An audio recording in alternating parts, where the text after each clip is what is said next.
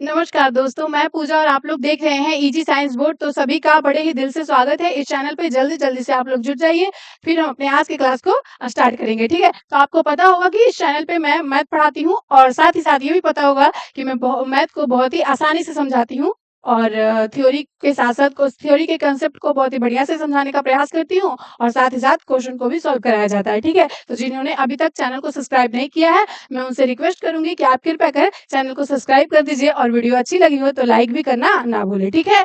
तो ये हो गई बात की बात।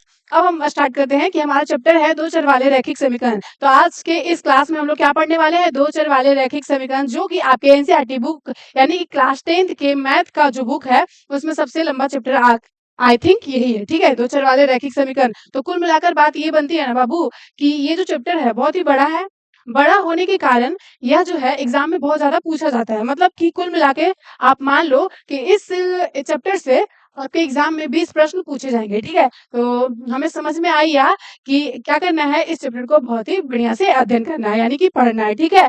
और थ्योरी बिल्कुल आराम-आराम से सॉल्व कर थ्योरी को बिल्कुल आराम-आराम से समझना है, कॉन्सेप्ट को बिल्कुल बढ़िया से एकदम दिमाग में बैठा लेना है और क्या करना है, मैथ को बहुत ज़्यादा प्रैक्टिस करना है, ताकि अगर हमारे एग्जाम में पूछे तो वहाँ पे घबराए नहीं, बल्कि बहुत ही बढ़िया से सॉल्व करें, ठीक है? तो आशा करती हूँ कि आपको कुल मिलाकर बात ये समझ में आ गई होगी कि यह जो चैप्टर है आपके लिए बहुत ज़्यादा इम्पोर्टेंट है, महत्वपूर्ण है। तो इसीलिए इस चैप्टर को आप बहुत ही बारीकी से पढ़ना, ठीक है? तो मैं आपको थोड़ा-सा इन्फॉर्म कर दूँ कि इस चैप्टर से जो है वो उम, वो 1 नंबर का प्रश्न, ऑब्जेक्टिव प्रश्न कितना पूछा जाता है? तो लगभग-लगभग अ, 10 प्रश्न तो पूछे ही जाते हैं, ठीक है?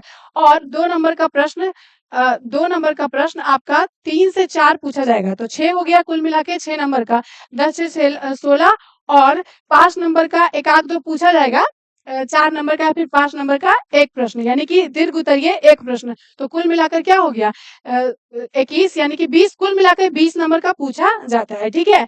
तो चलिए स्टार्ट करते हैं। आपको घबराना नहीं है, यह चैप्टर थोड़ा-सा बड़ा है बट कोई बात नहीं, हम लोग बहुत ही बारीकी से समझेंगे, ठीक है? आई बात समझ में? और हाँ, मैं आपको एक बात और बता दूँ कि मैं आज बहुत ही दिनों बाद क्लास ले रही हूँ, बट कोई बात नहीं, वो कहते हैं कि देर आए दुरुस्त आए। तो चलिए स्टार्ट करते हैं आज के इस क्लास को, ठीक है? स्टार्ट किया जाए। Are you ready? एक बार मुझे आप लोग जल्दी से कमेंट कर दीजिए।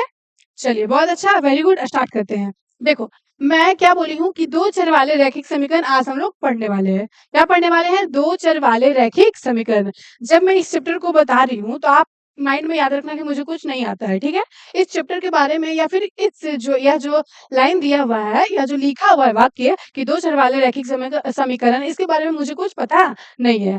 हम लोग एकदम जीरो से स्टार्ट करेंगे, उसके बाद लेवल अप करेंगे, ठीक है? तो आई बात समझ में? तो चलिए हम लोग स्टार्ट करते हैं। यहाँ पे है दो चर वाले रैखिक समीकरण। क्या है? दो चर वाले रैखिक समीकरण। दो मतलब जानते हो, दो मतलब होता है काउंटिंग, दो, ठीक है? नंबर है, ठीक है? चर क्या होता है भाई? तो जब मैं पॉलिनोमियल्स यानी कि बहुपद का चैप्टर पढ़ा रही थी, तो उस टाइम मैंने बताया था कि चर क्या होता है, चर अचर मैंने समझाया था। बट कोई बात नहीं, हम लोग यहाँ फिर से सीखेंगे, क्योंकि इस चैप्टर में भी आपका चर और अचर का जिक्र किया हुआ है, तो हम लोग समझ लेंगे, ठीक है? उसके बाद है दो चर वाले रैखिक समीकरण। आखिरकार ये रैखिक क्या होता है? तो उसको भी हम लोग समझेंगे और समीकरण तो आप लोग जानते ही होंगे, ठीक है? तो आइए हम लोग स्टार्ट करते हैं। क्या है बाबू? चर और अचर। क्या जानना है? चर और अचर, ठीक है? इसको आप लोग थोड़ा-सा जान लो। अगर जो जानते हैं तो उनका रिवीजन हो जाएगा, जो नहीं जानते हैं उनके लिए तो बहुत अच्छी बात है। हम लोग फिर से सीख लेंगे, है ना? देखो, चर को हम लोग बोलते हैं वेरिएबल, ठीक है? वेरिएबल। वेरिएबल मतलब होता है चर, इसका इंग्लिश में, ठीक है? और अचर को हम लोग बोलते हैं कांस्टेंट, कांस्टेंट, ठीक है? अब एक बात मैं आपको बता दूं, चर जो होता है ना उसका मान बदलता है, मतलब कि इसका वैसी वैल्यू यानी कि जिसका मान बदले उसको हम लोग बोलते हैं चर। क्या बोलना है? एक लाइन में बोले तो जिसका मान बदले उसको हम लोग बोलते हैं चर, यानी कि वेरिएबल। जैसे कि एग्जांपल में आपका हो जाएगा एक्स वाई जेड, यानी कि अल्फाबेट को हम लोग क्या बोलेंगे बाबू? अल्फाबेट को हम लोग बोलेंगे चर राशि, ठीक है? यानी कि वैसी राशि जिसका मान बदले उसको हम लोग बोलते हैं चर। आई बात समझ में? चलिए, बहुत अच्छा। और रही बात अचर की, यानी कि जिसको हम लोग बोलते हैं कांस्टेंट, कांटेंट नहीं, कांस्टेंट, ठीक है? यानी कि कांस्टेंट को हम लोग क्या बोलते हैं? अचर बोलते हैं। इसमें क्या हो जाएगा एग्जांपल? तो इसमें एग्जांपल आप बोल सकते हो कि जिसको हम लोग गिन सकते हैं उसको अचर बोलते हैं। यानी कि 1, 2 जिसका मान नियत हो, जिसका मान बदले नहीं। इसमें चर मतलब क्या था? जिसमें मान बदले, ठीक है? उसे हम लोग क्या बोलते हैं? उसे हम लोग बोलते हैं चर। जिसका मान नहीं बदले उसको हम लोग क्या बोलेंगे? उसको हम लोग बोलेंगे अचर। आई बात समझ में? चलिए, जैसे कि 1, 2, 3 यानी कि जिसको हम लोग गिन सकते हैं, यानी फिर नंबर को हम लोग बोल सकते हैं मेनली रूप से अचर राशि। आई बात समझ में? यहाँ तक किसी को दिक्कत नहीं। अब हम जानेंगे कि रैखिक क्या होता है? रैखिक, रैखिक मतलब जानते हो? ऐसा नहीं लग रहा आपको कि अगर हम इस शब्द को बोलते हैं रैखिक तो लगता है लीनियर यानी कि रेखा जैसा, तो उसी को हम लोग बोलते हैं रैखिक। अब आपको एक बात और जानना होगा कि घात, घात जानते हो आप लोग क्या होता है? घात मतलब होता है पावर। और आप लोग अगर अगर थोड़ा बहुत भी याद होगा तो मैंने पॉलिनोमियल्स में बहुत बढ़िया से बताया था, और जब मैं थ्योरी करवा रही थी ना पॉलिनोमियल्स का, तो उस टाइम मैंने बताया था कि घात क्या होता है। तो मेनली रूप से घात जो होता है उसको हम लोग बोलते हैं पावर, ठीक है? यानी कि माथा पे जितना जितना अंक उसको बोलते हैं घात। जैसे कि अगर घात ए गुणे है, घात ए गुणे है मतलब जैसे कोई भी इक्वेशन दिया हुआ है 2x माइनस में y, ठीक है? ये हमारा इक्वेशन है। अगर बस यही इक्वेशन रहे बराबर में 0, तो आपको क्या लग रहा है? इसका मात यानी कि इसकी चर राशि पर कुछ भी नहीं तो 1 है होता है, आपको पता होगा। तो अगर कुछ भी नहीं यानी कि 1 है तो उसको हम लोग बोलते हैं घात 1। तो इसे हम लोग क्या बोलते हैं? इसे हम लोग बोलते हैं रैखिक, ठीक है? इसका नाम दिया गया है कि अगर घात 1 रहेगा तो उस समीकरण को हम लोग बोलेंगे रैखिक समीकरण, ठीक है? अगर घात 2 रहेगा यानी कि पावर हमारा थोड़ा-सा लिखेंगे बढ़िया से, ठीक है? अगर आपका पावर 2 रहेगा तो उसे हम लोग क्या बोलेंगे? उसे हम लोग बोलेंगे द्विघात, ठीक है? द्विघात। और अगर 3 रहेगा पावर तो अगर माथा पे पावर 3 रहेगा तो उसे हम लोग क्या बोलेंगे? उसे हम लोग बोलेंगे त्रिघात, ठीक है? तो आपके इस चैप्टर में रैखिक, द्विघात और त्रिघात, तो क्या पढ़ना है आपके इस चैप्टर में? 2 चर वाले रैखिक समीकरण, ठीक है? रैखिक समीकरण को पढ़ना है यानी कि घात 1 वाले को हमारा इस चैप्टर में पढ़ने का है, ठीक है? आई बात समझ में? चलिए, अब हम जानेंगे कि 2 चर वाले रैखिक समीकरण क्या होता है? अब आप देखो 2 चर बोला ना बाबू, मतलब कि चर हमारा एक्स, वाई, जेड हो गया, ठीक है? अब 2 चर मतलब जैसे कि अगर हम लेते हैं 2x माइनस में 4 इक्वल टू 0, तो यह जो समीकरण है उसमें कितना चर है? इसमें एक चर आपको नजर आ रहा होगा। दीदी आपको कैसे पता चल गया कि इसमें एक चर है? तो बताती हूँ। देखो मैंने क्या बोला था कि चर वैसी राशि जिसका मान बदले यानी कि कुल मिलाकर उसको हम लोग चर राशि बोलेंगे जिसमें अल्फाबेट आया हो। तो अल्फाबेट तो यहाँ पे एक्स है यानी कि एक ही को अल्फाबेट है, यानी कि सिर्फ एक्स ही नजर आ रहा है, तो इसीलिए हम लोग इसको क्या बोलेंगे? एक चर वाले रैखिक समीकरण, ठीक है? तो हमें पढ़ना क्या है इस चैप्टर में? इस चैप्टर में हमें पढ़ना है कि 2 चर वाले रैखिक समीकरण। जैसे कि अगर 2x माइनस में y इक्वल टू 6 अगर रहेगा तो हम लोग इसको क्या बोलेंगे? इसको हम लोग बोलेंगे 2 चर वाले रैखिक समीकरण।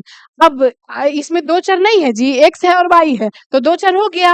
और रैखिक समीकरण कैसे पता किए? तो इसके माथा पे कुछ नहीं तो 1 होगा ना, तो इसीलिए इसको हम लोग क्या बोलते हैं? 1 वाले को बोलते हैं रैखिक। तो आई बात समझ में? इसको हम लोग क्या बोलेंगे? 2 चर वाले रैखिक समीकरण।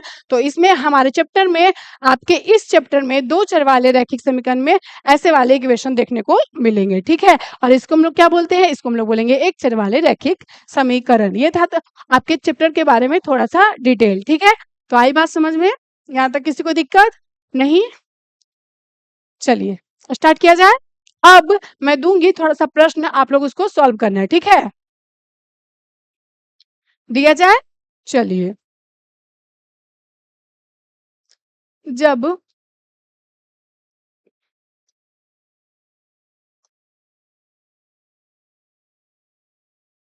x बराबर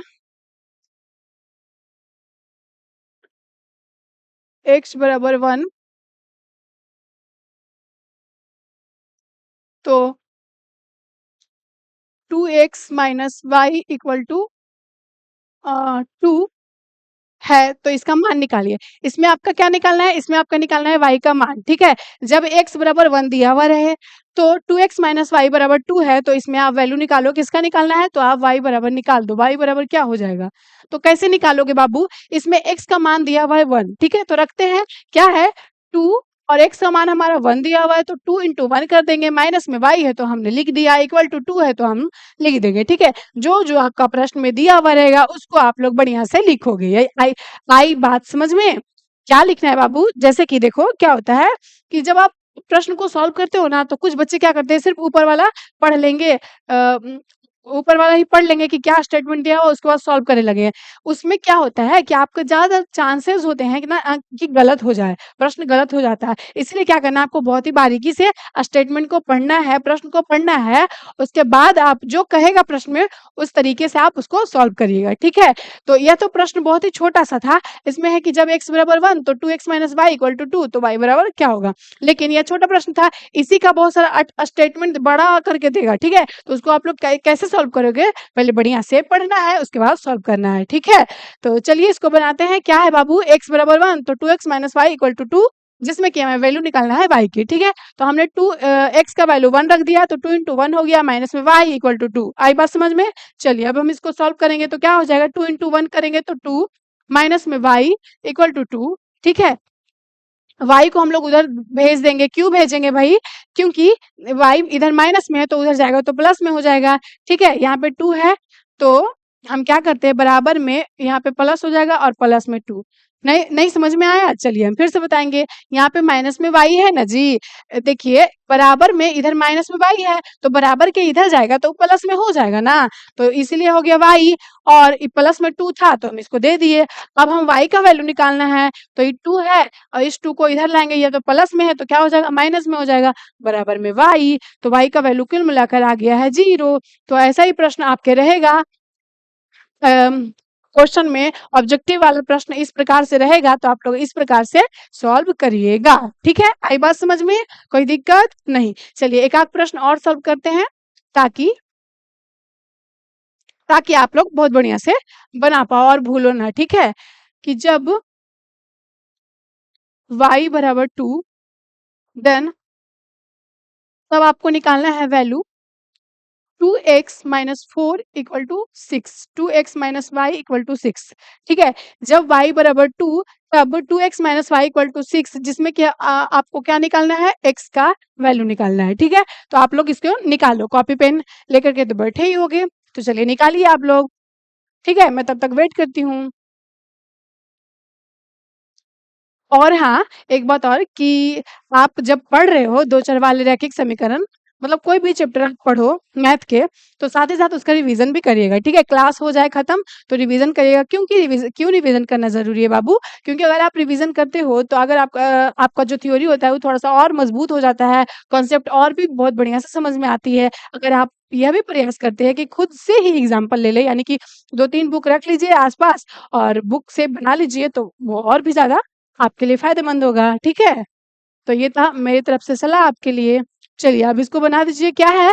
y बराबर जब y बराबर 2 है तब 2x - y = 6 जिसमें हमें वैल्यू निकालना है x की। तो कैसे निकालते हैं? आइए हम लोग जानते हैं।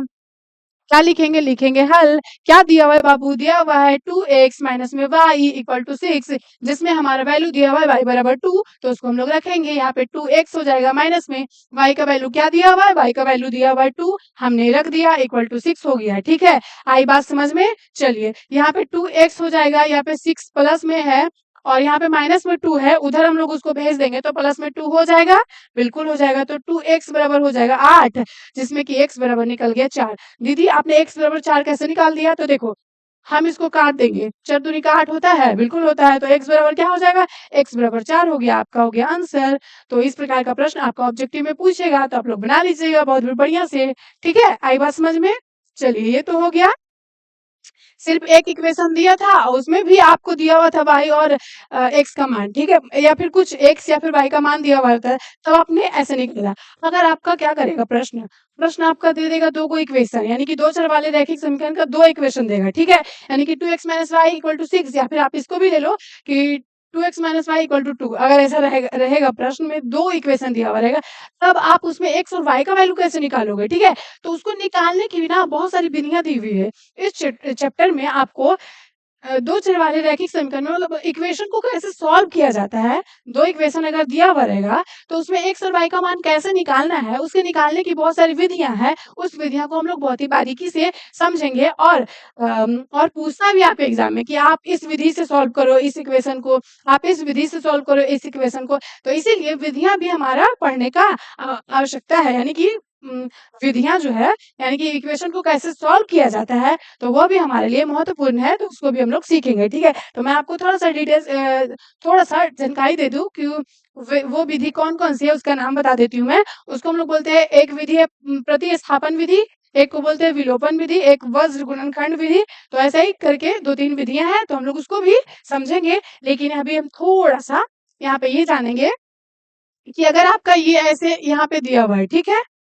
यहाँ पे तो आपका दे दिया है कि 2x minus Y equal to 2 और x बराबर 1, तो y का मान निकाल दो। अगर आपका प्रश्न लिटरेचर में दिया, मतलब कि जैसे दे दिया कि 5 किलो चीनी और 4 किलो आम का दाम इतना रुपया है, तो 2 किलो चीनी और 5 किलो आम का दाम कैसे होगा? तो निकालना सीखते हैं ना? तो इसलिए चलिए हम लोग सीखेंगे उसको, ठीक है? तो पहले वो सीखा जाए या फिर इक्वेशन को सॉल्व करने वाला सीखा जाए? पहले आप लोग बता दो, ठीक है? बताइए आप लोग जल्दी से कमेंट करके, तब तक मैं देखती हूँ यहाँ पे।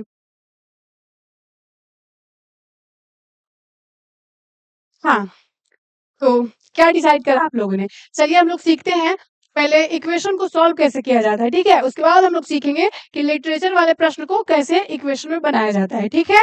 तो चलिए सीखते हैं। नेक्स्ट किया मैंने? हाँ, अगर आपका प्रश्न चलो देता है, क्वेश्चन आपका रहेगा कि 2x minus Y equal to 6 and x plus Y equal to 4, ठीक है? ये आपका हो गया इक्वेशन नंबर फर्स्ट, ये हो गया इक्वेशन नंबर सेकंड। 2 इक्वेशन आपका दिया हुआ रहेगा, तो आप x और y का मान कैसे निकालोगे, ठीक है? अगर आपका ऐसा प्रश्न रहा तो आप इसको सॉल्व बहुत विभिन्न तरीके से कर सकते हो। बहुत प्रकार के तरीके से आप लोग इसको सॉल्व कर सकते हो। जैसे कि मैंने आप लोग को पहले ही बताया था कि इसे हम लोग प्रतिस्थापन विधि से भी या फिर विलोपन विधि या फिर वज्र गुणनखंड विधि से भी सॉल्व करते हैं, ठीक है? तो हम इसे नॉर्मली सॉल्व करके देखते हैं, ठीक है? आप लोग बताना, ठीक है? चलिए हम लोग करते हैं। क्या दिया हुआ इक्वेशन? 2x माइनस में y इक्वल टू 6 एंड साथ ही साथ दिया हुआ है कि x plus Y equal to 4। ये इक्वेशन दिया हुआ है, तो इसको नहीं लिखेंगे, ठीक है? अब हम क्या करेंगे, देखो ये हमारा दो को इक्वेशन दिया हुआ है, इसको हम लोग नॉर्मली कैसे सॉल्व करते हो आप लोग, ठीक है? तो आइए हम लोग देखते हैं। क्या लिखते हैं कि समीकरण 1 से हम चलेंगे, ठीक है? समीकरण 1 कौन सा है बाबू? 2x माइनस में y इक्वल टू 6, ये है आपका इक्वेशन नंबर फर्स्ट, ठीक है? अगर आप ऐसे करते हो कि 2x माइनस में 6 इक्वल टू y करते हो, कुछ समझ में आया? नहीं। देखो मैंने क्या किया कि 2x माइनस में y इक्वल टू 6 दिया हुआ था आपका इक्वेशन, ठीक है? मैंने क्या किया कि 2x ये प्लस में 6 है और इसको हमने माइनस में 6 कर दिया, इक्वल टू y कर दिया। दीदी आपने तो यहाँ पे निकल गया, देखो y बराबर 2x माइनस में 6। कुछ बच्चों का सवाल कि दीदी आपने y बराबर 2x माइनस 6 क्यों निकाला? तो यदि हम y बराबर 2x माइनस में 6 हमारा आ गया, अब यदि आप इसको इक्वेशन नंबर थर्ड मान लेते हो और इक्वेशन नंबर थर्ड को आप लोग सेकेंड में रखते हो, तो उससे क्या होगा? उससे होगा ये कि x plus Y equal to 4 है, right? x plus Y equal to 4 है। जब आप वैल्यू y बराबर 2x माइनस 6 रखोगे तो दोनों जाति x का हो जाएगा, जिससे हमारा x का वैल्यू निकल जाएगा। एंड जब हमारी x की वैल्यू निकल जाएगी तो हम इसमें पुट करेंगे इक्वेशन नंबर थर्ड में, जिससे हमारा y का वैल्यू निकल जाएगा। तो कुल मिलाकर हमारा इक्वेशन सॉल्व हो जाएगा और x एंड y का मान निकल जाएगा, ठीक है? तो अगर आप इस विधि से बनाते हो तो उसको हम लोग कौन सी विधि बोलते हैं? प्रतिस्थापन विधि। यानी कि यह जो है समीकरण, देखो मैंने 1 से चला, 2x minus Y equal to 6 है, जिसमें हमने y का वैल्यू 2x माइनस 6 मतलब यहाँ से निकाल के हमने वहां रख दिया, वहां से निकाल के हमने वहां रख दिया, यानी कि एक दूसरे को प्रतिस्थापित कर दिए। इसीलिए इस प्रकार से सॉल्व करेंगे तो इस विधि को हम लोग बोलते हैं प्रतिस्थापन विधि। आई बात समझ में? एक दूसरे को स्थापित कर देने से अगर आपका इक्वेशन सॉल्व हो जाता है और अगर आपका x और y का मान निकल जाता है, तो उसे हम लोग कौन सी विधि बोलेंगे? प्रतिस्थापन विधि, ठीक है? एक दूसरे को स्थापित करने से। आई बात समझ में? चलिए, समझ में आया यहाँ तक? किसी को दिक्कत नहीं? अब सॉल्व किया जाए। चलिए, हमने क्या किया बाबू, फिर से जानेंगे कि हमने सबसे पहले समीकरण 1 से चला। तो दीदी आप 1 से क्यों चले? 2 से भी तो चल सकते हैं, बिल्कुल चल सकते हैं, आपकी मर्जी। हमने चला है 1 से, कोई बात नहीं। तो 2x माइनस में y इक्वल टू 6 हमारा इक्वेशन दिया हुआ था। हमको लगा ऐसा कि हम y का वैल्यू निकाल लेते हैं यहाँ से, तो आ गया है 2x माइनस में 6। इसको हमने मान लिया इक्वेशन नंबर थर्ड, ठीक है? अब हम क्या करेंगे जी, आइए देखते हैं। अब हम y का वैल्यू क्या लिखेंगे, y का मान समीकरण 2 में रखने पर, समीकरण 2 में रखने पर, y का मान किस में रखने पर, y का मान समीकरण 2 में रखने पर, y का मान समीकरण 2 में रखेंगे। समीकरण 2 हमारा क्या है, समीकरण 2 हमारा ये है कि x plus Y equal to 4, right. ये आपका इक्वेशन नंबर 2 है और इसमें हम y का वैल्यू पुट करेंगे। तो आइए हम लोग पुट करते हैं। यहाँ पे है x का x हो जाएगा प्लस में y का वैल्यू क्या है जी, y का वैल्यू 2x माइनस में 6 है।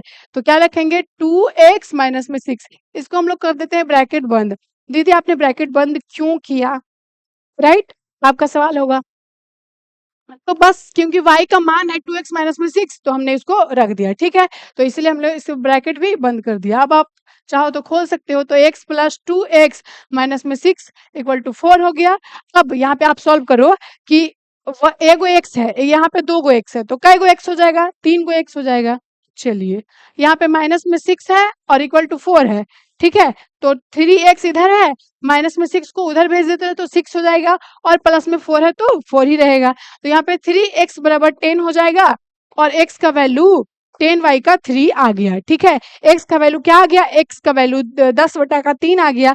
अब यही x का वैल्यू आप समीकरण 3 में रखते हो तो y का वैल्यू निकल जाएगा। तो इससे आपका इक्वेशन सॉल्व भी हो जाएगा और और और आपका प्रश्न सॉल्व भी हो जाएगा, इक्वेशन सॉल्व भी हो जाएगा, एक्स और वाई का मान भी निकल जाएगा, ठीक है। तो आइए यहाँ पे रखते हैं, आपको दिख रहा होगा अच्छा से। चलिए अब हम चलेंगे समीकरण 3 से। क्या है समीकरण 3, समीकरण 3 हमारा है y equal to 2x minus में 6, जिसमें कि हमारा x का वैल्यू निकला है 10/3। तो लिख देते हैं 2 गुने 10/3 माइनस में 6 है तो 6 दे देंगे। तो कुल मिलाकर कैसे हो जाएगा, 10 दूनी का 20/3 और माइनस में 6। इसको आप सॉल्व करिएगा तो क्या आएगा, आइए हम लोग देख लेते हैं। यहाँ पे 20/3 माइनस में 6 तो हो जाएगा 20 माइनस 18 इक्वल टू बटा का 3, यानी कि 2y का 3। कुल मिलाकर y का वैल्यू 2y का 3 एंड x का वैल्यू 10/3 आ गया है। तो हम क्या सीखे इस इक्वेशन से, एक मिनट इसको मिटाने दीजिए मुझे। हाँ, तो क्या जाने बाबू कि अगर ऐसा प्रश्न रहेगा तो आपको अगर नहीं कुछ भी नहीं आता, आपको सॉल्व करना नहीं आता इक्वेशन को कि इसमें हम x और y का मान कैसे निकालेंगे भूल गए हैं, तो आपको सिर्फ अगर प्रश्न में बोल देगा कि आप इसको सिर्फ सॉल्व करके x और y का मान निकाल दो, तो मुझे लगता है कि सबसे आसान विधि यही है। क्योंकि क्या करना है बाबू, सिर्फ एक इक्वेशन को उठाओ, उससे x और y का मान, x या फिर y का दोनों में से एक का मान निकाल लो और दूसरा इक्वेशन में पुट कर दो, फिर उससे जो वैल्यू आएगा फिर उसको आप जिस इक्वेशन से निकाले थे उसमें रख दोगे, तो कुल मिलकर आपका निकल जाएगा एक्स और वाई का मान। और ऐसे समझ लो ना कि एक दूसरे को स्थापित कर दिए, मतलब नहीं ऐसा ऐसा लग रहा है आपको कि समीकरण 1 से निकाले हैं y का मान और फिर उसमें पुट कर दिए, समीकरण 2 में y का मान रख दिया, यानी कि प्रतिस्थापित कर दिए, इसीलिए इस विधि को हम लोग बोलते हैं प्रतिस्थापन विधि, ठीक है। तो ये तो ट्रिक था, मतलब समझने वाली बात थी और आशा करती हूँ आपको समझ में आया होगा, बहुत ही इजी सा था। आई बात समझ में आ गया ना आप लोगों को बढ़िया से, कि एक बार फिर से बता दिया जाए। चलिए कोई बात नहीं, हम लोग एक बार फिर से देखेंगे, क्योंकि मैंने बोला है कि यह जो चैप्टर है वो आपका बहुत ज़्यादा इम्पोर्टेंट है और इसका हर एक टॉपिक बहुत ज़्यादा महत्वपूर्ण है, तो इसीलिए हम लोग फिर से सीखेंगे कि इक्वेशन को कैसे सॉल्व किया जाता है, ठीक है। घबराने वाली कोई बात नहीं है, ठीक है। हाँ, तो देखो आपका प्रश्न दिया हुआ था कि 2x माइनस में y इक्वल टू 6, ये आपका equation number first, and second number का इक्वेशन दिया हुआ है x plus Y equal to 4, ये हो गया सेकेंड नंबर का इक्वेशन। हमने क्या किया, हमने किया कि समीकरण 1 से हम लोगों ने चला, समीकरण 1 हमारा था 2x माइनस में y इक्वल टू 6, ठीक है। इससे हमने क्या किया 2x माइनस में 6 कर दिया, उधर में y, यानी कि कुल मिलाकर इस समीकरण 1 से हम लोगों ने y का मान निकाल दिया, ठीक है। अब हम समीकरण 1 से y का वैल्यू निकाले हैं, उसको हम लोग पुट कर देंगे समीकरण नंबर 2 में, ठीक है। तो y का वैल्यू हम लोगों ने समीकरण नंबर 2 में पुट कर दिया, जिससे हमारा x का वैल्यू निकल आया, और x का वैल्यू निकल आया इसीलिए हम समीकरण नंबर 3 से चल दिए, तो उससे हमारा y का वैल्यू निकल आ गया। तो कुल मिलाकर x और y का मान निकल गया। तो आशा करती हूँ कि आपको यह जो प्रश्न है वो बढ़िया से समझ में आया होगा, ठीक है। तो आगे की ओर बढ़ा जाए, एक प्रश्न को आप लोग और सॉल्व करिएगा। चलिए मैं दे देती हूँ, यहाँ पे है x plus Y equal to 9 and 2x minus में प्लस में y इक्वल टू 6 है। ये आपका इक्वेशन नंबर फर्स्ट, ये रहा सेकेंड। अब आप इस प्रश्न को सॉल्व करो, ठीक है, उसी विधि से, प्रतिस्थापन विधि से। ठीक है, तो यहाँ से हम लोग क्या सीख लिए? हम सीख लिए कि निकाला कैसे जाता है, इक्वेशन को सॉल्व कैसे किया जाता है, एक्स और वाई का मान कैसे निकाला जाता है, एक चीज सीख लिए। और साथ ही साथ ये भी सीख लिए कि अगर हम लोग ऐसे बनाएंगे तो इस विधि को हम लोग बोलते हैं प्रतिस्थापन विधि, है कि नहीं? तो चलिए इसको आप लोग बनाइए। तो मैं बहुत ज्यादा, अगर आप लोग इस प्रश्न को बना दिए तो मैं समझ जाऊंगी कि मेरा यहाँ तक बताने का जो प्रयास रहा वो सफल हुआ। ठीक है, तो आप लोग भी बनाइए। चलिए हम लोग मेरे साथ बनाइएगा, ठीक है। हम क्या चलेंगे बाबू? समीकरण नंबर 1 से चलेंगे।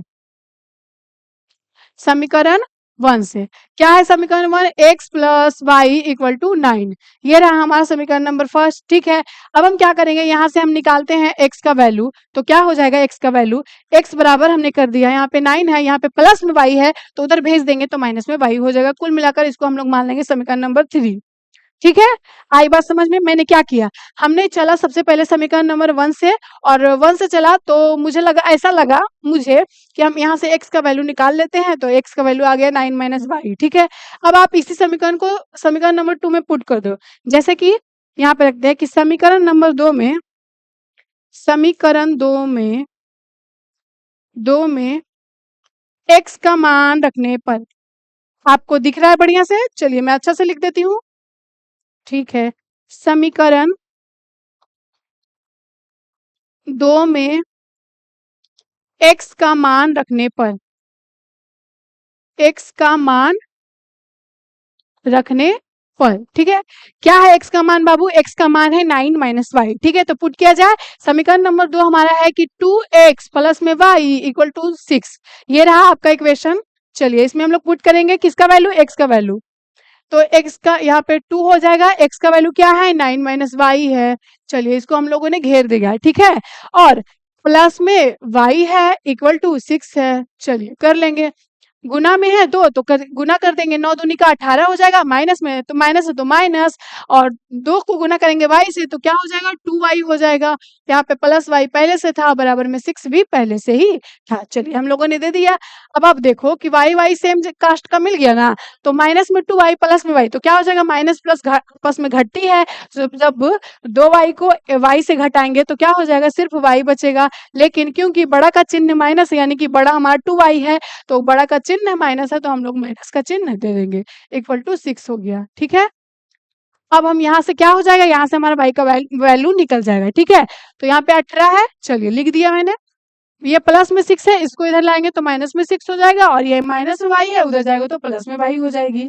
तो 18 में से जब 6 को घटाते हैं तो क्या हो जाएगा? 12 हो जाएगा, यानी कि कुल मिलाकर y का वैल्यू 12 आ गया है। जब हमारा y का वैल्यू 12 आ चुका है तो अब हम रखते हैं समीकरण 3 में y का वैल्यू, जिससे हमारा x का मान भी निकल जाएगा। एक दूसरे को स्थापित कर दिए तो इससे हमारी इक्वेशन भी सॉल्व हो गया, और हम लोग जान भी गए कि इसको कौन सी विधि कहते हैं। तो कौन सी विधि बोलते हैं? इसको हम लोग बोलते हैं प्रतिस्थापन विधि। ठीक है, चलिए y बराबर 12 आ गया। अब हम चलते हैं समीकरण नंबर 3 से, समीकरण 3 से। ठीक है, समीकरण 3 हमारा क्या है? समीकरण 3 हमारा है x बराबर 9 माइनस वाई।